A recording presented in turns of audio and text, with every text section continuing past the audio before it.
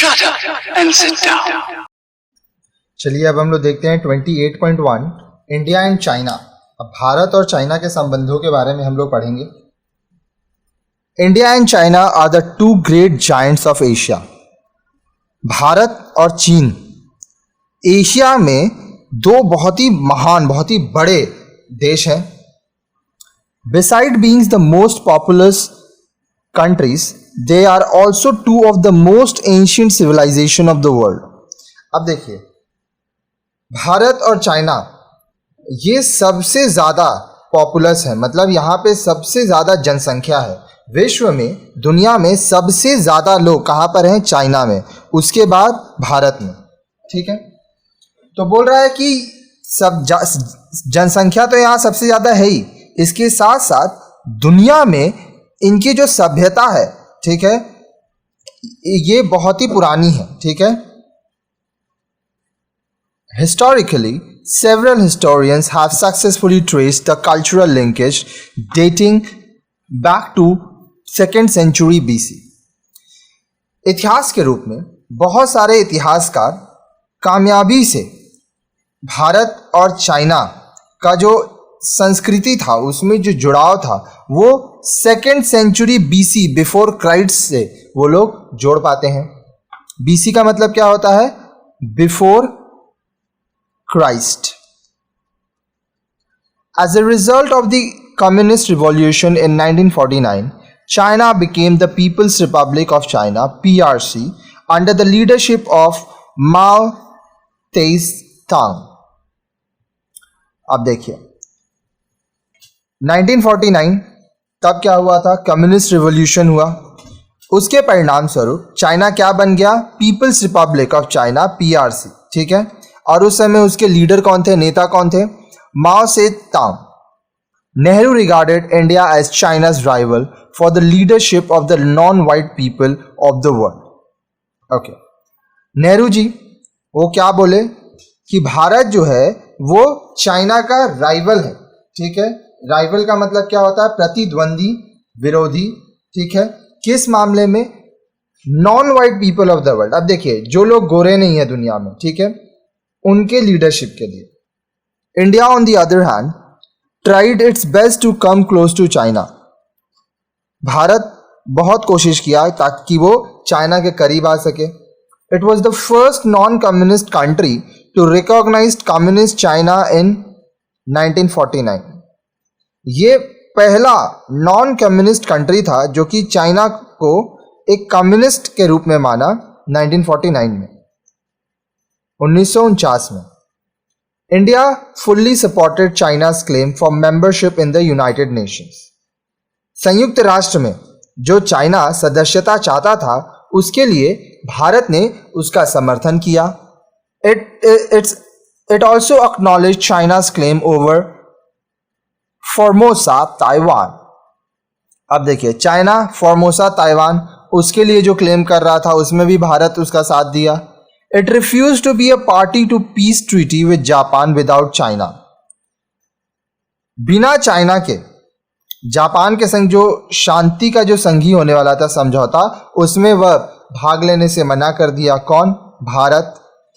In the Korean crisis too, India refused to brand China as aggressor when China intervened on behalf of North Korea.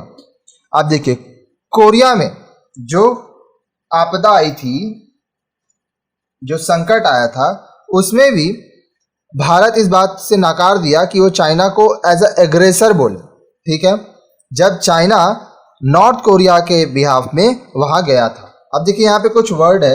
Aggressor, aggressor का मतलब क्या होता है? Aggressor का मतलब होता है आक्रामक, आक्रमणकारी। और एक वर्ड है इंटरवेंट। इंटरवेंट का मतलब क्या होता है? हस्तक्षेप करना, बीच में आना। In fact, India supported China even though the Western bloc, especially USA, was displeased with it.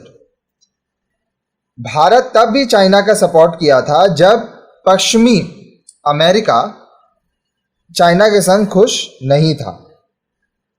Nehru's China policy received the first jolt in 1950 when China occupied Tibet in 1950. 1950 में भारत के जो प्रधानमंत्री थे नेहरू जी, उनका जो चीन के प्रति नीति था उसमें पहला उनको झटका लगा। जॉल्ट का मतलब झटका लगना 1950 में, जब चाइना तिब्बत को हथिया लिया। It is important to remember in this context that India had long-term interest in Tibet because it was a buffer lying between India and China. अब यहाँ पे ये जानना जरूरी है कि भारत जो है उसका तिब्बत में बहुत रुचि था, क्योंकि भारत और चाइना के बीच में तिब्बत था और भारत चाहता था कि तिब्बत भारत का हिस्सा रहे। India even enjoyed certain special privileges in Tibet. Bharat को तिब्बत में कुछ विशेषाधिकार में मिलता था, कुछ प्रिविलेजेस में मिलते थे। अब देखिए यहाँ पे जो शब्द है प्रिविलेज, उसका मतलब क्या है वो देखिए, विशेषाधिकार। Therefore, direct Chinese control over Tibet was likely to engender these and India's security. इसलिए चाइनीज जो सीधे तौर पर तिब्बत पर नियंत्रण कर लिए थे, वह भारत के लिए थोड़ा खतरा पैदा हो गया था, भारत की सुरक्षा के लिए थोड़ा खतरा पैदा हो गया था। India's suggestion for a peaceful settlement of the Tibet problem was treated as interference by the communist regime. Bharat जो शांति का जो सुझाव दिया था कि जो तिब्बत में जो समस्या है वो शांति से उसको सुलझा लिया जाए, उसको ये माना गया कि भारत उसमें दखल दे रहा है। Gradually, the Tibetans grew restless under China's yoke and rose in revolt in 1959. अब इससे क्या हुआ, जो तिब्बतियंस थे वो, तिब्बतियंस कौन, जो तिब्बत में रहते थे, वो अपना धैर्य खो दिए और वो चाइना के खिलाफ विद्रोह कर लिए 1959 में, 1959 में। China ruthlessly suppressed the movement and declared Tibet as an integral part of China. China क्या किया, वो बहुत ही बुरी तरह से जो लोग वहाँ पे विद्रोह कर रहे थे, बेरहमी से उनको दबा दिया। रूथलेसली मतलब बेरहमी, और सप्रेस करना मतलब दबाना, और ये घोषणा कर दिया कि तिब्बत जो है वो चाइना का एक अंग है, चाइना का भाग है। The head of Tibet, Dalai Lama, took shelter in India while Tibet lost whatever autonomy it still enjoyed.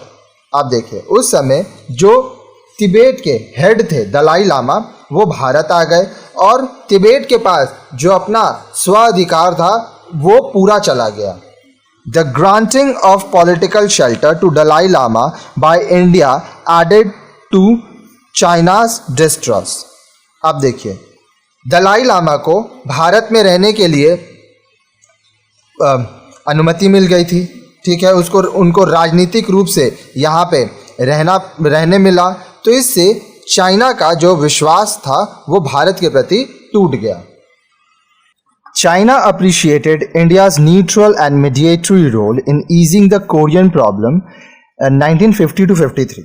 अब देखिए भारत ने चाइना और कोरिया का जो प्रॉब्लम हुआ था उसके बीच में जो रोल किया, जो कार्य किया, उसके लिए चाइना भारत की बहुत सराहना करता है, क्योंकि भारत ने उस समस्या का समाधान होने में मदद किया था। Thus began a period of friendship between the two countries with the signing of Sino-Indian Treaty of Friendship in 1954. तो इस तरह से भारत और चाइना के बीच में मित्रता का दौर आया और 1954 में Sino Indian treaty of friendship इस पर हस्ताक्षर किया गया। सीनो इंडियन मतलब चाइना और India. This treaty put a seal of approval upon Chinese suzerainty over Tibet. अब देखिए ये जो समझौता हुआ, इसमें क्या हुआ, इसमें चाइना का तिब्बत के ऊपर आधिपत्य लाया गया, शासन मान लिया गया। The preamble of the treaty embodies the famous Panchashil principle about which you have studied in the lesson number 26. अब देखिए ये जो समझौता हुआ था, ये जो संधि हुई थी, ये पंचशील का जो सिद्धांत है जिसके बारे में आप हमारे आगे के वीडियोस में पढ़ चुके हैं, उसके ऊपर हुआ था। This agreement initiated a period of relaxed relationship marked by the slogan of Hindi चीनी भाई भाई। अब यह जो अग्रीमेंट हुआ था, इससे क्या हुआ था, एक बहुत ही बढ़िया संबंध हुआ था, जिसमें जो नारा था वो ये था कि हिंदी चीनी क्या है, हिंदी चीनी भाई भाई। It is interesting to note that at the Bandung Conference 1955, Nehru actively brought China into the hold of the Afro-Asian Solidarity। अब यह भी बहुत इंटरेस्टिंग है कि जो 1955 में बंदुंग कॉन्फ्रेंस हुआ था, उसमें नेहरू क्या किए थे, वो एफ्रो एशियन सॉलिडरी में चाइना को लाए थे। 28.1.1 boundary dispute between India and China. अब देखिए, जो सीमा विवाद है भारत और चीन में, in the 1950s were mark the boundary dispute between the India and China, the flash point of which unfortunately caused a war between the two countries in 1962। अब देखिए 1950 में क्या हुआ था, भारत और चाइना के बीच में बाउंड्री डिस्प्यूट हुआ था, सीमा विवाद हुआ था, और इसके वजह से 1962 में भारत और चाइना के बीच में युद्ध हुआ। China first started to claim a large part of Indian territory in North East Frontier Agency NEFA, now Arunachal Pradesh, and Ladakh by publishing maps in which these were showed in as included in China. अब देखिए, China पहले क्या किया, China Bharat के एक बहुत बड़े क्षेत्र में, ठीक है, जिसको north East Frontier Agency NEFA, अब वहां पर अरुणाचल प्रदेश है, वो जगह और लद्दाख को एक मैप के जरिए ये दिखाने का कोशिश किया कि ये चाइना का भाग है। China continued extending its borders and also constructed 110 mile long road across Aksai China area Ladakh of India in 1956 to 57। अब चाइना क्या किया, अपने उसका जो सीमा क्षेत्र है, जो बॉर्डर है, उसको बनाता गया, बढ़ाता गया, और लगभग 110 मील बड़ा रास्ता बना लिया अक्साई चीन क्षेत्र में, लद्दाख के वहां, भारत में 1956-57 में। In 1959 China put claim to some 50 अपाक square kilometres miles of Indian territory and also denied the validity of McMahon line. अब देखिए 1959, इसमें क्या हुआ, चाइना लगभग 50 स्क्वायर मील जो जगह है उसको क्लेम करने लगा, ठीक है, भारत का जो क्षेत्र है उसका, और जो मैकमोहन लाइन था उसको भी वो नकार दिया। अब ये मैकमोहन लाइन क्या है, this is the boundary line between India and China east of Bhutan. अब भारत और चाइना के बीच भूटान के पूरब दिशा में जो बाउंड्री है, जो सीमा है, उसको मैकमोहन लाइन कहते हैं। It was determined in 1914 at a conference of representative of British India, Tibet and China. अब ये कब लाया गया था ये मैकमोहन लाइन, 1914 में एक कॉन्फ्रेंस हुआ था जिसमें ब्रिटिश इंडिया, तिब्बत और चाइना के प्रतिनिधि थे। The Secretary of State for India in British Cabinet, Arthur Henry McMahon, represented British India in the conference। अब उस समय भारत के जो सेक्रेटरी थे, secretary of state for India, कौन थे, ब्रिटिश कैबिनेट के आर्थर हेनरी मैकमोहन, वो ब्रिटिश इंडिया में कॉन्फ्रेंस में ब्रिटिश इंडिया के तरफ से गए थे। By this time, Tibet had been fully integrated into China। It was in a strong position at the India-China border where Chinese troops posted all along। इस समय तक जो तिब्बत है वो पूरी तरह से चाइना का में मिल गया था, और इंडिया चाइना जो बॉर्डर था, ठीक है, वहां पर हर जगह पर चाइनीज जो सैनिक थे वो तैनात थे। While the two countries were in dispute over the McMahon line issues, China launched a massive attack on India in October 1962 in the Nefa as well as the Ladakh sector। अब दोनों देशों के बीच में मैकमोहन लाइन का जो मुद्दा था, इसको लेके विवाद हो ही रहा था कि चाइना एक बहुत बड़ा आक्रमण कर दिया भारत के ऊपर अक्टूबर 1962 में, नेफा में भी और लद्दाख में भी। After overrunning large areas of Indian territory, China announced a unilateral ceasefire after occupying a huge territory of India, 200 square miles in the northeastern sector and 15,000 square miles in Ladakh. अब बहुत बड़े हिस्से, भारत का बहुत बड़ा हिस्सा में चाइना अपना दखल कर लिया और फिर वह सीज फायर कर दिया कि मतलब युद्ध यहाँ पे समाप्त होता है, ठीक है। और तब तक बहुत बड़ा क्षेत्र भारत का नॉर्थ ईस्टर्न सेक्टर में, अगर हम लोग मैप को देखेंगे तो देखिए ये ईस्ट होता है, ये नॉर्थ, ये साउथ, ये वेस्ट। अब ये हो गया आपका, ये जो पॉइंट है ये होता है नॉर्थ ईस्ट, ठीक है। ये साउथ ईस्ट, ये साउथ वेस्ट, ये नॉर्थ वेस्ट, ठीक है। तो नॉर्थ ईस्ट का जो पोर्शन है उसमें लगभग 200 स्क्वायर मील वो चाइना दखल कर लिया, और लद्दाख का भी 15,000 square mile. A futile attempt to work out a peaceful settlement between the two countries was made by Sri Lanka. अब देखिए, श्रीलंका भी ये कोशिश किया कि ये दोनों देशों के बीच में कुछ संबंध अच्छे हो जाएं, लेकिन वो निसफल रहा। फ्यूटाइल मतलब व्यर्थ, not profitable. The Colombo proposal failed because China refused to agree on conditions contained in them. अब देखिए, जो कोलंबो प्रपोजल आया था श्रीलंका से, वो फेल हो गया क्योंकि उसमें जो कंडीशंस दिए हुए थे, चाइना उसको मानने से इनकार कर दिया। For long in the years following the war, China India relations did not show any improvement.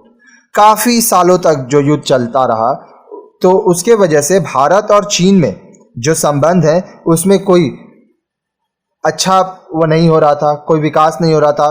Bharat और चाइना का जो संबंध है वो अच्छा नहीं हो रहा था। In fact, China went out of the way to make friends with Pakistan just to isolate and contain India. अब चाइना क्या किया, वो पाकिस्तान से दोस्ती कर लिया ताकि वह भारत को अलग कर दे और भारत के ऊपर जो उसका आक्रमण हो वो और तेज हो जाए। 28.1.2 नॉर्मलाइजेशन ऑफ रिलेशंस। अब जो संबंध है वो थोड़े क्या ठीक होने लगे। कैसे? After the two countries resumed diplomatic relations in 1976 by exchanging ambassadors. अब देखिए, although दोनों जो देश थे वो अपना कूटनीतिक जो उनका संबंध है 1976 में वो वापस से हुआ। उनके एम्बेसडर्स, चाइनीज एम्बेसडर भारत आए, भारतीय एम्बेसडर चाइना गए। The efforts normalization of Sino-India relation received a boost when the then Prime Minister Rajiv Gandhi paid a successful 5-day visit to China in 1988. लेकिन जो ये प्रयास किया जा रहा था कि भारत और चाइना का जो संबंध है वो ठीक हो, इसमें तेजी तब आई जब उस समय जो प्रधानमंत्री थे राजीव गांधी जी, वो 5 दिनों के लिए चाइना दौरे पे गए थे 1988 में। The two countries pledged to settle the border dispute through dialogue. अब दोनों जो देश थे वह इस बात पे प्रतिज्ञा लिए, वो लोग प्लेज करना मतलब प्रॉमिस करना, प्रतिज्ञा लेना, संकल्प करना। वो लोग ये संकल्प लिए कि ये जो हम लोग का सीमा का विवाद है इसको हम लोग बातचीत से हल करेंगे।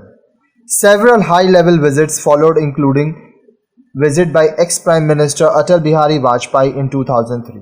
बहुत सारे उच्च अधिकारियों का बैठक हुआ और जो हमारे एक्स प्राइम मिनिस्टर हैं अटल बिहारी वाजपेयी जी 2003 में वो भी गए।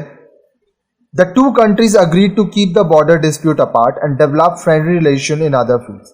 अब दोनों देश इस बात पर सहमत हुए कि हमारा जो सीमा विवाद है उसको हम लोग अलग रखेंगे और हम लोग अपना मित्रता वाला जो हमारा संबंध है वो दूसरे फील्ड्स में, दूसरे क्षेत्र में हम लोग बनाए रखेंगे। Until the border dispute is resolved, both countries agreed to maintain peace and tranquility on the line of actual control (LAC). जब तक सीमा विवाद खत्म ना हो जाए तब तक दोनों जो देश है वो इस चीज पर सहमत हुए कि जो लाइन ऑफ एक्चुअल कंट्रोल है LAC, वहां पर वो लोग शांति बनाए रखेंगे।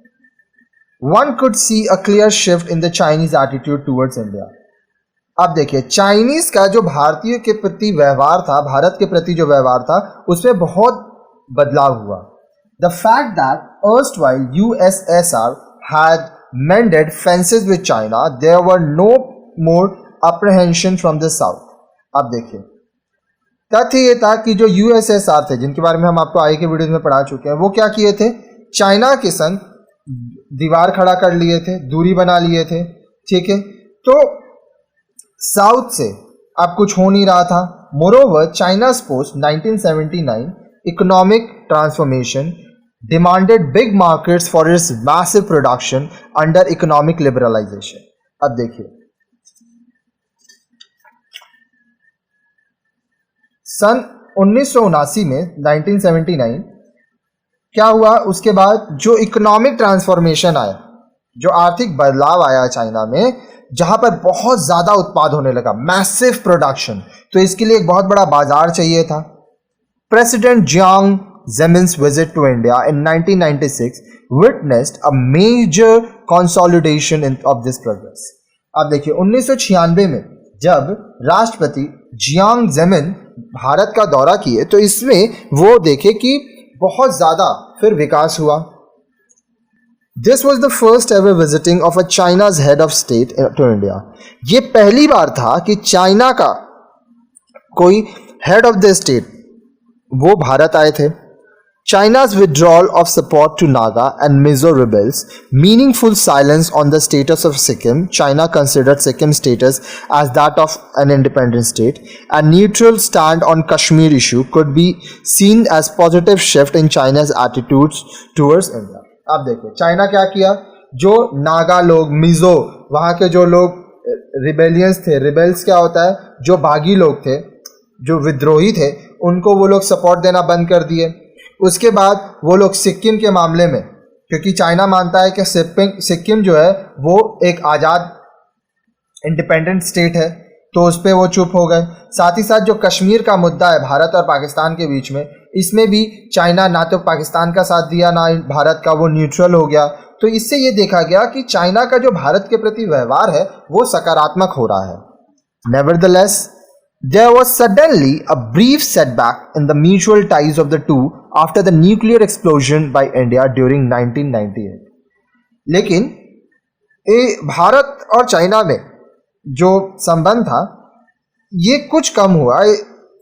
कब, जब भारत 1998 में न्यूक्लियर एक्सप्लोजन किया, वो अपना परमाणु हथियार का परीक्षण किया. ठीक है, these were followed by sharp Chinese reaction and its leading role in getting the resolution condemning the test in the UN and similar fora passed. अब देखिए इसमें क्या हुआ, चाइनीज जो थे वो बहुत ही कड़ा, उनका जो प्रतिक्रिया था वो बहुत ही कड़ा था, और वो यूएन तक गए थे. इस जो परीक्षा हुआ था, जो परमाणु परीक्षण किया गया था भारत में, उसके खिलाफ. These tests by India were seen as neutralizing Chinese prominence in the region. अब ये जो टेस्ट हुआ था भारत में, इससे क्या देखा गया कि जो चाइना था, ठीक है, जो चाइनीज प्रोमिनेंस था, जो शोहरत था उस एरिया में, वो न्यूट्रलाइज हो गया था. न्यूट्रलाइज होना मतलब, न्यूट्रलाइज का मतलब होता है वो बेअसर हो गया था. But the Chinese posture of neutrality during the Indo Pak military showdown in Kashmir Kargil sector in 1999 exhibited China's inclination to the toe a softer and friendly line with India. अब देखो, लेकिन जब भारत और पाकिस्तान के बीच में कश्मीर मुद्दा को लेकर जो कारगिल सेक्टर में 1999 में युद्ध हुआ था, उसमें ये देखा गया कि चाइना का झुकाव किसके तरफ था, भारत के तरफ था. In fact, Chinese refusal to interfere in the conflict forced Pakistan for cessation of hostilities with India. अब देखिए चाइनीज पाकिस्तान को ये मना कर दिए थे कि वो पाकिस्तान का साथ नहीं देंगे, वो इस पाकिस्तान और भारत का जो युद्ध है उसके बीच में वो दखल नहीं देंगे. तो इसके वजह से पाकिस्तान को क्या करना पड़ा था, उनके जो शत्रुता था, उनका जो युद्ध था, ठीक है, उसको कम करना पड़ा था, अपना लड़ाई रोकना पड़ा था. However, ex-Prime Minister Atal Bihari Vajpaye's 2003 visit to China is a renewed effort in the promotion of close and cordial ties between the two neighbors. हालांकि जो हमारे पूर्व प्रधानमंत्री अटल बिहारी वाजपेयी जी जब 2003 में चाइना का दौरा किए थे, तो यहाँ पर फिर से प्रयास किया गया था कि दोनों देश जो पड़ोसी देश हैं उनके बीच में एक अच्छा और निकटतम संबंध बनाया जा सके. The border agreement has recognized the Nathula Pass in Sikkim as a border pass, implying that China no more considers Sikkim as an independent state. अब देखिए, बॉर्डर अग्रीमेंट हुआ, सीमा संबंधित जो समझौता हुआ, उसमें क्या हुआ कि नथुला पास बनाया गया सिक्किम बॉर्डर के वहां पे, और उसमें यह भी था कि चाइना अब सिक्किम को एक आजाद देश राज्य नहीं मानेगा. Another positive breakthrough was the joint declaration that underlined the need to explore a framework of a boundary settlement at political level of bilateral relation. अब देखिए, और भी सकारात्मक चीजें क्या हुई थी, मिल के इस बात की घोषणा की गई थी कि जो हमारा राजनीतिक स्तर है, हम दोनों का रिलेशन का जो संबंध है भारत और चाइना का, ठीक है, इसमें जो एक फ्रेमवर्क बनाया जाएगा और उस पर अच्छे से काम होगा. This is an acknowledgement that the key issue in resolving the dispute is political. अब देखिए, ये इसलिए हुआ क्योंकि जो समस्या था, ठीक है, जो विवाद था, उसको ठीक कैसे किया जा सकता था, ठीक है, पॉलिटिकल तरीके से ही. राजनीतिक जो मुद्दा था उसके वजह से ये विवाद बढ़ता था. This is been a Beijing's readiness to give up its policy of delaying dialogue. अब देखिए, यहां पर यह देखा गया कि जो बीजिंग के लोग थे, जो बीजिंग था, वो उनकी जो नीति थी, ठीक है, वो बातचीत को डिले कर रहे थे, टाल रहे थे. India's national security advisor and Chinese vice minister have been appointed for holding the task. अब देखिए, इस काम को, जो विवाद था चाइना और भारत के बीच में, इसको ठीक करने के लिए भारत के तरफ से इंडियाज नेशनल सिक्योरिटी एडवाइजर और चाइना की तरफ से चाइनीज वाइस मिनिस्टर, इनको नियुक्त किया गया था. The developments at the diplomatic and political levels have been supplemented by fresh initiative at the economic level to strengthen bilateral relations. अब देखिए, कूटनीतिक स्तर पर और राजनीतिक स्तर पर विकास के लिए नए नए तरीके लाए गए आर्थिक स्तर पर, ताकि दोनों देश के जो संबंध हैं वो और अच्छे हो पाए. The border trade between India and China has crossed $10 billion quickly. अब देखिए, भारत और चाइना के बीच में जो व्यापार है वो बहुत ही जल्द $10 बिलियन क्रॉस कर गया, पार कर गया.